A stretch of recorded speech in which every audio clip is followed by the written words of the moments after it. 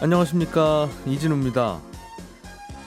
35층으로 묶여있던 서울의 아파트 층수 규제가 없어집니다. 그동안 서울시가 35층 이상 아파트는 허가하지 않기로 하고 이걸 암묵적인 규제로 적용을 해왔는데 서울시가 어제 새로운 계획을 발표하면서 이 35층 규제를 없애기로 한 겁니다. 잠시 후에 조금 더 자세한 내용 살펴보겠고요. MSCI가 러시아를 신흥국 지수에서 빼기로 했습니다. 러시아 주식시장을 투자 가능한 시장이 더 이상 아니다라고 생각한 건데 이 소식이 주식시장에 미치는 여파가 이것저것 꽤 많습니다. 같은 소식 좀 들여다보겠습니다. 오늘부터 내일까지 대통령 선거 사전투표가 진행되는데요. 사전투표 전에 사퇴한 후보들은 투표용지에 어떻게 표기되는 건지 등등 이 투표용지와 얽힌 다양한 이야기도 함께 들어보겠습니다. 3월 4일 금요일 손에 잡히는 경제, 광고 잠깐 듣고 바로 시작하겠습니다. 예, 오늘도 손에 잡히는 경제 박세훈 작가, 김현우 행복자산관리연구소장, 오늘은 두 분만 일단 앉아 계십니다. 어서 오십시오. 네, 안녕하세요. 자, 서울시가 어제 도시기본계획이라는 걸 발표했습니다. 네, 뭐 도시를 기본적으로 어떻게 할 거냐, 뭐 그 계획인 것 같긴 한데 그렇습니다. 이게 뭐예요? 좀 장기간의 계획이에요. 예를 들자면 우리 집이 지금 2년 뒤에 이사 갈 거다 이렇게 엄마 아빠가 계획을 세우면 네. 집에 도배를 하거나 장판을 깔거나 지금부터 하면 안 되잖아요. 왜냐면 어차피 그렇죠. 어차피 이사 갈 집이니까 그렇습니다. 그때부터는 뭘 좀 달리 해야죠. 네, 맞습니다. 그래서 이런 것도 마찬가지인데 우리나라 국토를 어떻게 개발할지 이거에 대한 거는 뭐 국토 및 지역 계획이 있고 그 아래에 있는 게 광역도시 계획이라고 해서 인접한 두 도시 간에 어떻게 개발을 할 것이냐. 그리고 그 바로 밑에 있는 게 도시별 개발 방향을 제시하는 도시 기본 계획입니다. 서울시가 발표한 게 요건데 서울시에서 나온 이 도시 기본 계획에 따라서 뭐 어떤 동네에는 어떤 종류의 건축물을 뭐 몇 층까지 어떤 형태로 지을 것이냐 이런 세부 건축 기준이라든가 계획들이 나오기 때문에 이것들이 이제 앞으로 서울시의 모습을 어떻게 바꿔갈 건지에 대한 장기 계획이라고 보시면 돼요. 법은 아니고 예, 그렇습니다. 공약 같은 거네요. 공약. 예, 이를테면 그렇죠. 그런데 그 공약에서 법을 바꿔야 될 소요가 있다. 그런 건 이제 앞으로 바꾸겠다. 맞습니다. 그런 대충 이 방향으로 갈 거니까 예상하시라. 예, 맞습니다. 그렇게 방향을 제시하는 계획이 기존에 나와 있던 게 이제 2030 서울 플랜이라고 해가지고 2030년에는 서울이 이런 모습으로 바뀔 겁니다라고 제시한 방향이 있었는데 이제 2040년을 목표로 새로운 방향이 제시된 겁니다. 그럼 2030년을 목표로 만들었던 그거에 35층 이상은 안 짓겠습니다. 이게 있었는데. 네, 그렇습니다. 쉽게 말하면 정권 바뀐 거네요. 이제 서울시 정권이 바뀐 거예요. 그렇게 보시면 되는데 이게 사실은 서울시장이 바뀔 때마다 나오는 계획은 아니고요. 뭐 조금 더 장기적인 계획이긴 한데 기존에 나왔던 건 뭐 2014년에 이제 계획이 완료돼서 진행이 됐던 거고요. 이제 나온 거는 그때 나왔던 당시에 박원순 서울시장이 있었을 당시에 나왔던 규제들이 이제 조금 더 달라졌다라고 보시면 됩니다. 그러면 근데 어떤 내용이 들어있는지 그걸 보면 좋겠네요. 꽤 많이 내용이 있어서 이걸 또 다 설명을 일일이 드리기에는 뭐 시간도 부족하고 재미도 없으니까요. 핵심적이고 지금 크게 달라지는 점 위주로만 설명을 해드리자면 지금은 일상 공간이 주거 위주로 짜여져 있잖아요. 그러니까 주거 공간, 아파트가 있는 곳은 아파트만 있고 또 직장이나 문화시설은 이 별도의 용지에 별이 떨어져 있는데 주거용지, 상업용지 나눠져 있죠. 그렇죠. 그런데 앞으로는 지금 뭐 재택근무나 아니면 재택수업 이런 것도 일상화 될 거다. 그러니까 주거와 일과 문화, 뭐 여가 생활의 경계가 없어질 테니까 그걸 약간 비벼놓는다. 그래서 도보로 한 30분 정도 생활할 수 있는 것에 조그만 단위로 다 묶어놓겠다. 직장도 있고 집도 있고 공원도 있고 한 걸 그렇습니다. 그냥 다 섞여 있길 비빔밥 만들겠다는 거네요. 맞습니다. 비빔밥을 만들고 이게 그 비슷한 맥락으로 그런 이제 용도 지역을 구분을 해놓거든요. 지금 주거용지, 상업용지 이렇게 구분을 해놨는데 도시락에 밥이랑 반찬 따로 담는 거죠. 딱딱 구분이 돼 있죠. 근데 그 구분을 모호하게 조금 이제 뭉개놓겠다. 섞어버리겠다. 비비겠다라는 겁니다. 그게 요즘 트렌드다. 네, 이걸 이제 비욘드 조닝이라고 표현을 했던데 그런 이제 용도 지역의 구분이 없어진다라고 보시면 돼요. 근데 하지만 요거를 현실화하려면 국토계획법을 조금 수정을 해야 돼서 이게 앞서 말씀드린 법을 수정할 소요가 있는 이 방향이다. 이렇게 보시면 됩니다. 용도 지역은. 그렇군요. 이제 앞으로는 그럼 저기 도심에 길 걷다 보면 다 이제 빌딩들 뿐인데 물론 앞으로도 빌딩이 지어지겠지만 그 빌딩을 열고 들어가면 이젠 다 사무실 있지만 앞으로는 집이 있을 수도 집이 있을 수 있고 그렇죠.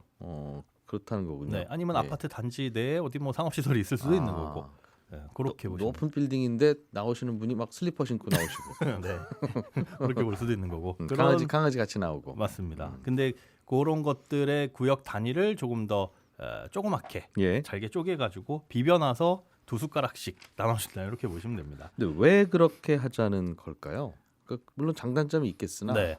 나눠 놓은 이유도 있을 텐데. 어딘가는 너무 개발이 돼서 이제 성장이 멈춰버린 곳이 있고 어딘가는 이제 주거 쪽으로만 치우친 곳이 있어가지고 아, 예전에는 상업용지인데 이제 더 이상 상업용지 기능을 안 하는 곳이나. 그렇습니다. 여기는 옛날에는 주택가였는데 야, 여기는 이제 오피스들 들어와야 되겠다 네. 하는, 서울에 특히 강남 같은 곳들이 그래서 옛날에는 단독주택이었던 것들 이제 부시고 빌딩 올리고 그러죠. 맞습니다. 근데 그게 이제 그대로 용지의 용도대로 굳어버리게 되면 예. 그건 계속 그걸 바꾸기 전까지는 고용도로만 써야 되다 보니까 예. 굉장히 활용이 제한되는 거죠. 예. 그래서 그런 부분을 좀 풀겠다라는 거고 음. 또 앞서 말씀해주신 것처럼 35층에 대한 규제도 풀리기는 하는데 예. 요거는 용적률이 늘어나는 건 아니라서 같은 땅에 빌딩을 얼마나 높게 지을 수 있느냐 정도만 바뀌는 겁니다. 그러니까 예를 들어서 한 층에 5세대씩 10층을 올릴 수 있는 걸 예. 뭐 한 층에 2세대씩 한 20층 넘게 올린다. 이렇게 보시면 될 수 있는 들어가는 집배 숫자는 똑같고. 네, 그렇습니다. 그 대신에 그렇게 되면 이제 스카이라인이라고 해가지고 이렇게 바닥에서 쭉 건물의 옥상이나 하늘을 쳐다봤을 때 건물들이 끝나는 끝선들이 예. 35층으로 다 동일했었는데 아파트라고 한다면은 서울 시내에서는 아무리 높아도 35층까지밖에 못 짓는 규제가 있었던 거거든요. 근데 이런 게 이제 풀리면 어느 지역에서는 조금 날씬하고 높은 아파트도 쓸 수 있는 거고 뭐 어떤 지역에서는 주위 경관을 고려해가지고 조금 더 낮게 지을 수 있는 거고 예. 그래서 그런 차이들이 참 많이 생길 수 있다. 근데 과거에 이걸 규제했던 거는 그렇게 초고층 건물이 난립하게 되면은 뭐 도심 경관이라든가 일조권, 뭐 조망권을 해칠 수 있다 이런 것들인데 다들 높게 짓고 싶지 그럼 이제 그렇죠. 이렇게 생각하는 거였겠죠. 네. 근데 이런 것들은 그렇다고 해서 다 규제를 풀어주고 맘대로 지어라 이건 아니고 그때 지을 때마다 대상지에 따라서 위원회 심의를 통해 가지고 결정을 하겠다. 상황에 따라 높은 네. 것도 지을 수 있게 하겠다. 일률적인 건 아니고. 그렇습니다. 서울시는 높이의 문제가 아니라 제가 보기에는 땅이 없다. 여기 와서 들어와서 살려고 하는 분들, 살아야 될 필요가 있는 분들은 많은데 그렇죠. 이거 땅이 없으니까 네, 그렇다고 빽빽하게 더 올리면 말씀하신 용적률 문제가 생기니까 그렇습니다. 그것도 안 되고. 네, 여기에 대한 대안은 혹시 들어 있었어요? 예, 들어 있습니다. 일단 가장 큰 게 지상으로 나와 있는 지상 철도들 있죠. 요거를 예. 단계적으로 지하화하겠다는 건데요. 현재 지상에 나와 있는 철도 노선이 국철과 도시철도 합쳐서 101.2km. 네. 그리고 전철이 머무르는 그 차량 기지 있잖아요. 그 차량 기지 면적이 합쳐 보니까 4.6 제곱킬로미터입니다. 이게 예. 여의도보다 조금 넓은 면적이거든요. 서울에서 지상으로 기차가 다니는 지하철이 이제 아니죠. 전철이 다니는 지상철. 그 면적들 다 더하면 네. 여의도보다 조금 넓게 나온다. 아니요. 요 4.6 제곱킬로미터는 차량 기지 면적만입니다. 차량 기지가 뭐예요? 이 지하철들이 운행을 멈추면 어딘가에서 쓰고 저 외곽에 정비도 하고 변두리에 가서 쉬죠. 그렇죠. 예. 네, 그런 것들 차량 기지만 합쳤을 때가 이 정도의 땅들. 면적이고 예. 그 외부로 다니는 주로 뭐 1호선이 그런 경우들이 많이 있는데 이런 예. 것들은 길이만 합쳤을 때 101.2km. 그러니까 이런 것들을 다 지하로 넣게 된다면 꽤 넓은 면적을 확보할 수가 있잖아요. 예. 그래서 그거를 지하화 시키겠다는 계획이 들어있는데 만약에 지하화하는 게 어렵거나 지하화하는 것보다는 위에 덮개를 씌워가지고 마치 하천 복개 공사하듯이 덮개를 씌우는 게 더 효율적이다라고 생각하면 그렇게 덮개를 해서 위에 복합 건축물을 세우는 것도 고려를 하겠다 이렇게 구상을 하고 있습니다. 알겠습니다. 또 다른 내용은 없어요? 이런 것들은 또 장기적인 계획이에요. 2040년까지의 서울의 모습인데 우리가 이제 좀 더 빠르게 접해볼 수 있는 건 자율주행에 대한 부분입니다. 이미 이제 상암동에서는 작년 11월부터 자율주행 시범 운영이 시작이 됐고 강남에서도 일부 시작이 됐는데 지금 구축된 도로가 211km입니다. 예. 그런데 2026년까지는 2차로 이상 모든 도로에 대해서는 자율주행이 가능하도록 그 도로를 확대할 것이다 이렇게 밝히고 있고요. 그리고 2025년부터는 예전에 한번 박세훈 작가가 소개해준 적이 있는 UAM 하늘을 나는 택시. 날아다니는 드론 택시. 네네. 예. 그게 이제 뭐 하늘을 나는 택시가 될지 아니면은 택배 수단이 될지는 모르겠으나 예. 그것도 25년 상용화에 맞춰가지고 사람도 17명 타고. 네 그런 것들이 다닐 수 있는 터미널. 2025년이요? 네 얼마 안 남았습니다. 3년 후에는 하늘에 사람이 17명씩 타고 다닌다고요? 그렇게 할 수 있도록 터미널과 도심지에 어. 뭐 용산, 삼성, 잠실 같은 곳에 예. 이런 것들을 환승할 수 있는 시스템을 만들겠다라고 되어 있어서 이게 아마 가장 빨리 우리가 눈으로 확인할 수 있는 계획이 아닐까 싶습니다. 안승찬 기자님. 네, 네. 중간에 오셔서 처음에 인사를 못 드렸습니다. 예. 죄송합니다. 네, 러시아 주식 시장이 요즘 안 열리죠? 그렇고 안 열리고 있죠. 계속. 예. 그리고 저기는 그러면 언제 다시 열릴지 모르는 상황이니 네, 그냥 주식이 휴지된 걸로 간주하자는 네. 모양입니다. 펀드들이. 야 이게 좀 복잡한데 예. 어쨌든 일단 제일 중요한 건 그 MSCI라는 데가 이제 모건 스탠리 미국의 모건 스탠리가 만든 지수잖아요. 예. 전 세계 뭐 펀드라든가 ETF인가 그걸 따라서 이제 추정하는 지수인데 예.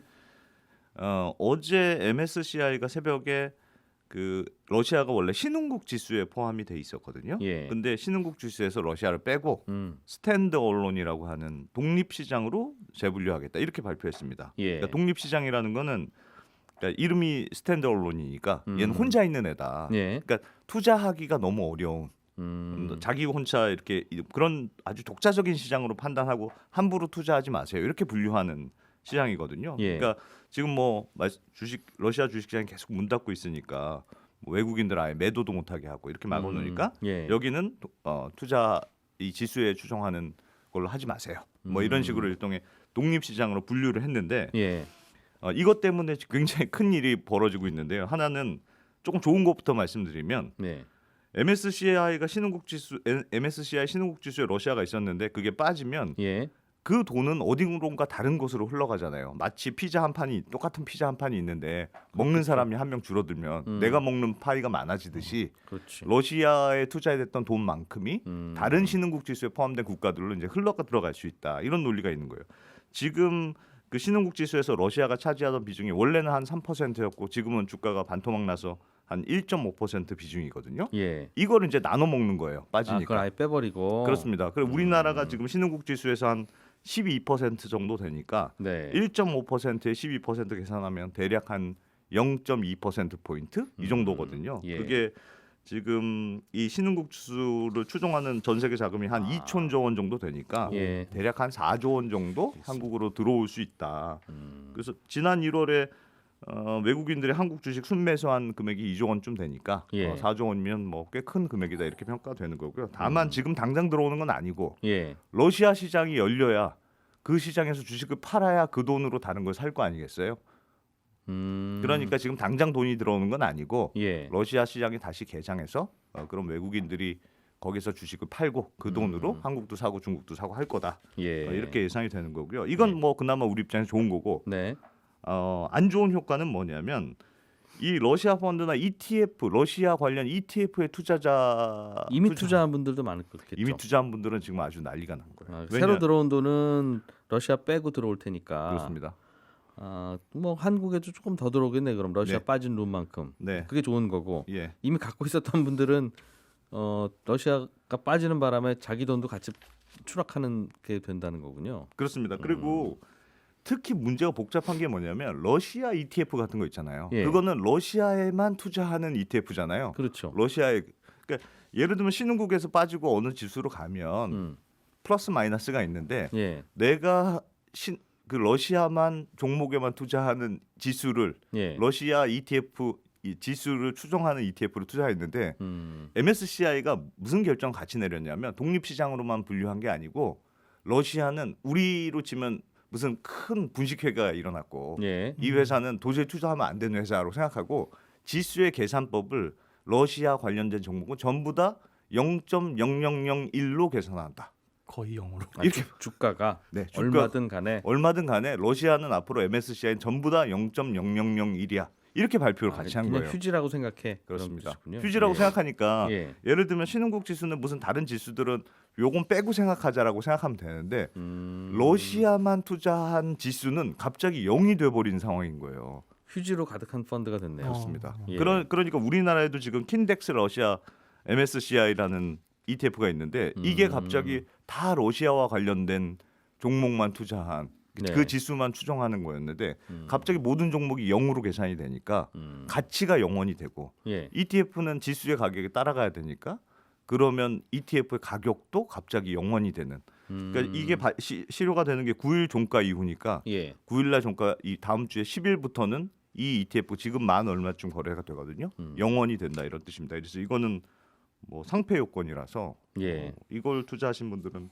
난리가 났죠. 그러니까 쉽게 말하면 주식 들고 있는데 그 회사가 부도나면 네, 어느 날 갑자기 거래 정지됐다가 네, 그냥 영원 되는 거죠. 부도나면 그 회사 주식 들고 있는 분들은 돈을 못 찾으니까. 그렇습니다. 네, 근데 부도가 나면 그 회사는 망하는 거니까 그렇다고 치지만 음. 사실 러시아는 지금 어떻게 될지 모르잖아요. 예. 우리가 보기에 기분은 좀 나쁘지만 음. 그 나라가 망할지 음. 아니면 뭐 더 잘 될지 예. 모르는 상황 아닙니까? 아니 그러니까 이게 더 그런 게 네. 사실은 지수가 0이어도 지수라는 건 되게 이론적인 가격이잖아요. 네. 실제로는 보통 펀드는 내가 주식을 들고 있으니까 음. 아무리 네가 그러더라도 내가 갖고 있는 주식이 있어요. 네. 그러면 끝까지 버티다 보면 러시아가 다시 개장해서 올라갈 수도 있고 그럴 가능성이 있잖아요. 예. 근데 이 지금 이번 ETF의 문제는 뭐냐면 잘 보시면 뒤에 합성이라는 단어가 가로 열고 써 있습니다. 근데 합성이라고 붙은 건 뭐냐면 실제로 그 지수를 추정하기 위해서 거기에 맞춰서 내가 러시아 주식을 사거나 그런 현물을 사는 게 아니고 파생 상품을 투자해서 수압이라는 파생 상품을 투자해서 그 지수랑 똑같이 따라가도록만 만든 파생 상품이에요. 그러니까 예를 들면 이 ETF는 내가 주식이 하나도 없고 예. 다른 사람한테 야, 나 대신 네가 나는 러시아 투자하기 너무 힘들고 멀고 수수료도 많이 들고 못하겠어. 네가 대신 투자해라고 계약을 맺는 거예요. 네. 그 사람이 실제로 자기 돈으로 계약하면 예를 들면 내가 100에서 계약을 했다. 예. 100에서 100일이 됐으면 1만큼 나한테 줘. 마이너스 1만큼 되면 내가 마이너스 1만큼만 줄게. 그럼 러시아 주식을 다 들고 있는 게 아니라 하나도 안 들고 있습니다. MSCI 러시아 지수를 따라가는 뭔가를 그냥 만들어 놨다. 그렇습니다. 그래서 내가 그 수익률만 마치 외상장부 썼다가 지웠다가 하듯이 예. 왔다 갔다만 하는 거예요. 그래서 예. 나는 주식이 하나도 없어요. 그래서 지수만 그대로 추정하도록 돼 있거든요. 아하. MSCI가 이 지수와 관련된 러시아를 다 0으로 계산해 버렸으니까 아하. 하루아침에 ETF는 전부 다 0원이 돼 버리는 상황이 된 거죠. 아. 그래서 합성은 사실은 이거를 잘 모르시는 분들이 많은데 ETF 중에서도 뒤에 합성이라고 붙은 건 지수의 변화에 따라서 혹은 정책에 따라서 굉장히 변동성이 있어서 조금 더 위험하다고 알려져 있는데 이번에는 좀 극단적인 상황이 벌어진 것 같습니다. 옛날에 에디슨이라고 하는 그 과학자는 학교 다닐 때는 자꾸 이상한 질문만 해서 퇴학당했다면서요. 그래서 아니 그래도 우리 아들이니까 데리고 갈래 해가지고 훌륭한 과학자를 키웠는데 네, 그렇게 데리고 갈 수 있으면 그냥 그렇죠. 펀드이지만 어떻게 보면 버티기라도 할 수 있는데 네. 이건 버틸 수도 없는. 근데 이제 에디슨의 학교 성적에 투자한 그 합성 ETF는 네, 퇴학당하는 순간 영원된다는 거죠. 그렇습니다. 똑같은 아이에 투자한 것 같지만 네, 그렇게라도 이해를 할 수 있으면 다행이겠습니다. 복잡하네요. 예. 박 작가님, 네, 투표용지 이야기. 네. 그 왜 자꾸 투표용지에 근데 집착하세요? 못다한 얘기가 있어가지고 엊그제 네, 제가 선거에 사용되는 투표용지는 그냥 아무 종이나 사용하는 게 아니라 예, 특수 기술이 들어간 걸 사용한다. 이걸 제작한 업체가 국내에 두 곳 있고 예, 어느 업체 용지를 사용할지는 선관위가 지정한 전국의 60개 인쇄소가 입찰로 결정한다라고 네. 말씀을 드렸고 지난달 28일부터 인쇄에 들어갔다라는 얘기를 전해드렸는데 한 가지 취재가 덜 돼서 말씀을 못 드렸던 게 있거든요. 네. 뭐냐면 지난달 23일부터 28일까지 재외국민 투표가 진행이 됐잖아요. 외국에서. 나라 밖에서. 예, 그럼 그분들이 사용한 투표용지는 뭐냐?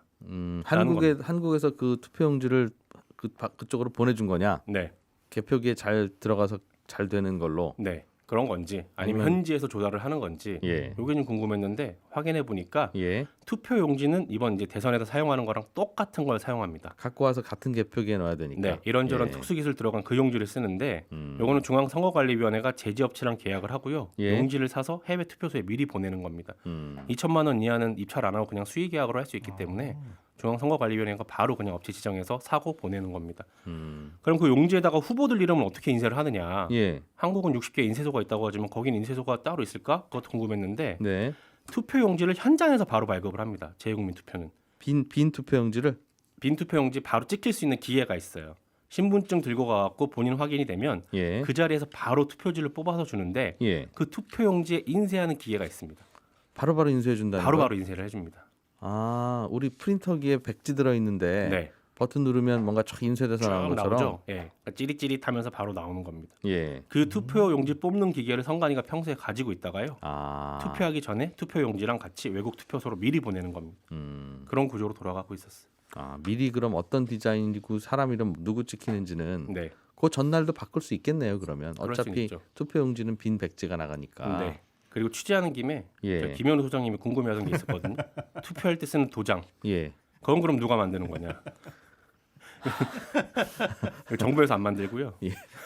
아니, 정부에서 만드는 거냐고 궁금해하길래. 아니, 정부가 만드는 게 어디 있어요? 그러게. 다 근데 용지만 설명을 해주니까. 총이랑 네. 탱크도 어딘가에서 사오죠. 정부 거지만. 예. 그렇죠. 이것도 업체가 만들어서 선관위에 납품하는 겁니다. 아. 매번 선거 때마다 입찰을 진행을 하고요. 선관위가 선정을 하는데 이번 대상에는 세 곳의 업체가 입찰에 참여를 했고요.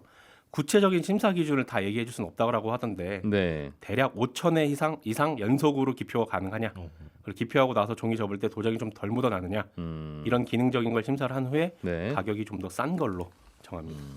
한번 선거하면 그것 모아놓고 다음번 선거에서 또 써도 될 것 같은데 그렇게는 안 하나 그렇게는 안 봐요. 합니다. 아, 재활용은 안 한다. 아깝네요. 알겠습니다. 투표용지 얘기만 한 김에 네. 이 대선 그날 전에 사퇴하는 후보들이 있을 수 있지 않습니까? 뭐 안철수 후보랑 김동연 후보가 사퇴를 했죠 이번에. 예. 그런 경우에는 투표용지는 이미 인쇄가 됐죠. 3월 9일에 시작되는 대선 그리고 오늘부터 시작되는 사전 투표에는 인쇄가 됐죠. 아니다. 3월 9일에 3월 9일에 시작되는 대선에는 예. 쓰이는 건 인쇄소에서 이미 인쇄가 다 됐고요. 예. 사전 투표 같은 경우에는 재외국민 투표에서 사용하는 그 바로 뽑는 기계 있죠. 예. 그게 사용이 되거든요. 아, 그러니까 뽑을 때 버튼 누를 때 그냥 다시 하면 되니까. 사퇴 이렇게 표기를 할 수가 있습니다. 아. 그래서 예. 그 사전 투표 시작하는 오늘, 그러니까 어제까지 사퇴를 하면 오늘 찌릿찌릿하고 뽑아낼 때 사퇴라고 이렇게 표기를 할 수가 있어요. 아. 근데 재외국민 투표는 찌릿찌릿 뽑을 때 사퇴를 안 했잖아요. 그건 그렇기 이제 그대로 때문에 나왔을 거고. 그때 찍은 표는 이제 무효표가 무효표가 되는 되는 거고. 네. 오늘 인쇄하는 건 어차피 없애고 되니까 할 수 있는 거고. 네, 사퇴를 할 수 있고 다음 주에 이제 대선에서 시작되는 건 이미 인쇄가 됐기 때문에 네. 사퇴 표기도 못 하고 그대로 나가고요. 예. 대신에 투표소에 안내문 붙여놓을 겁니다. 이분들은 이분들 사퇴하는 사퇴하셨으니까 것이다. 찍으면 무효표 됩니다. 이것도 당일날 그냥 인쇄하는 쪽으로 좀 발전할 수도 있겠군요. 그러니까 하루 전날 사퇴해도 그냥 사퇴로 판단해서 할 수 있는 걸로. 그거를 동시에 그렇게 많은 양을 아, 프린터가 많아야 되니까. 네, 혹시나 고장 나면 또 그런 문제도 있고요. 큰일 날 것 같습니다. 네. 김현우 소장님은 참 다양한 나라 걱정을. 알겠습니다. 그런 구조군요. 네. 네, 여성시대가 이어진 이후에 그 뒤에는 또 11시 5분에 손에 잡히는 경제 플러스가 이어집니다.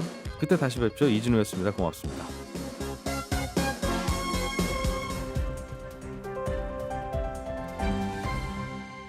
경제를 생각하는 사람들의 즐거운 습관. 이진우의 손에 잡히는 경제.